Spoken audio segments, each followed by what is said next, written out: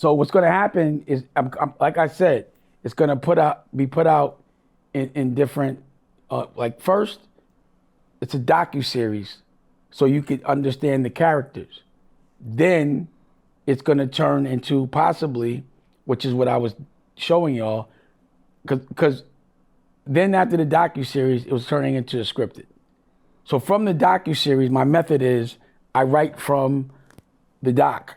So as I'm interviewing you, because that's how I'd write the script anyway, I'm actually doing the doc. Like that's how I'm doing my book. So my book Power, Michelle Valentine is writing it. We've been doing Zooms, but she's gonna come out here and, I'm gonna make a doc at the same time. As soon as that's done, I'm making the TV show. But I want it to be on my network. I don't want debt. I don't want no debt to make nothing. Okay, that's what's up. Now, back to the movies for a quick second, man. I came across a video and Cameron said he was highly against doing the ending scene where he says, "I'll snitch," and he was. I'll That's snitch true. on dudes from DC. That's true.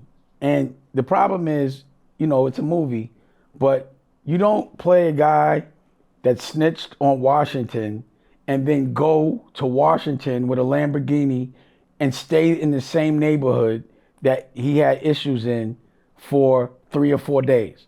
So from what I was told, they was like, yo, you can't just disrespect us and go to Washington and you just played this dude that told on a lot of people from our neighborhood and they just got aggravated. So I think Cam was just playing that. I wouldn't have done that. Because when he got shot, what the was you doing there in the first place? With a drop top. And you just played this man and you going around the neighborhood where people are gonna be triggered. And he got people triggered and they pulled the trigger. And hopefully he's learned, don't do no shit like that. That's why I don't have any convertibles. You know what I'm saying? It's because it could hit you, you know what I mean? That's crazy. To go into that hostile environment after you've done these things and stay for days, you might get shot. I didn't want him to get shot, but he definitely was against it, and it was a bit of an argument, but he still respected it and did it. But also, I wanted him to say that because Paul, homeboy had said that. So if you look at the Feds one of the magazines, they did a story on him, he said this shit. So I just repeated what he said. When he said, still gonna be on my dick, pause. He said, when I get home, it's still gonna be on mine. That's what I read. Maybe I say allegedly, but I remember reading that, so that's why I put that in there. So really, I understood that he would come home because he told. He told me he told. I had a conversation with him on the phone, but I didn't know he told. Once he told me he told, I was like, I'll talk to you later. And I wasn't talking to him no more. Because I was like, he was telling me he killed Rich, and I'm like, yo, we on the phone, right? He's like, man, I told everything. I told them everything. And then he sent the message to someone else. Like, yo, someone else shouldn't talk so much because I didn't tell, I didn't mention his name.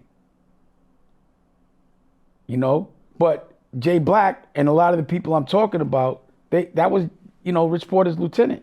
He made the movie with me. So I always wanted to tell it from his eyes because he was right with him. And then because we got hit by work with him and everyone that I know was working with him and we were all friends. You understand what I'm saying? Except Daniel. And then, it's like a lot of people were getting money in Harlem. A lot. There's also a prequel to be told, which at some point I would love to do. But what I don't think people understand is like, you can't profit from your crimes. So there's a Son of Sam law. Maybe put it in the chat. And I'm not saying the chat's always right, but it can give you some direction. So a lot of people think when they come home from jail, they can sell the rights to their story, and they can't. There's a way that you could do it, but you can't. Like any money that comes has to go to like the victims or some shit like that, or to some kind of a charity. But you personally can't make money from your crimes. And I've had this conversation with so many people, but they just don't get it. I'd be like, yo, I can't tell your story. And it's public domain. So when something's in the newspaper, you don't have to buy the rights for it. I don't have to buy the rights for Paid in Full. It was in the newspaper. Do you understand that? And if you don't believe me, Ask a lawyer. But if you want some guidance, type that in right now and see what it say about the Son of Sam law and about. It says a Son of Sam law is a statute initially passed by New York in 1978 after serial killer David Son of Sam. Berkowitz gained notoriety, designed to prevent criminals from profiting from the publicity of their crimes, especially by selling their stories. However, the U.S. Supreme Court declared New York's original law unconstitutional in 1991 for violating First Amendment free speech rights by overly restricting expression. Despite the ruling, many states and the federal government have similar laws in place, often with the goal of redirecting any potential profits from crime-related narratives to compensate victims. What's up? This is Cam Capone. We got more content like this coming soon, so hit that like button, subscribe, and stay locked in to Cam Capone News.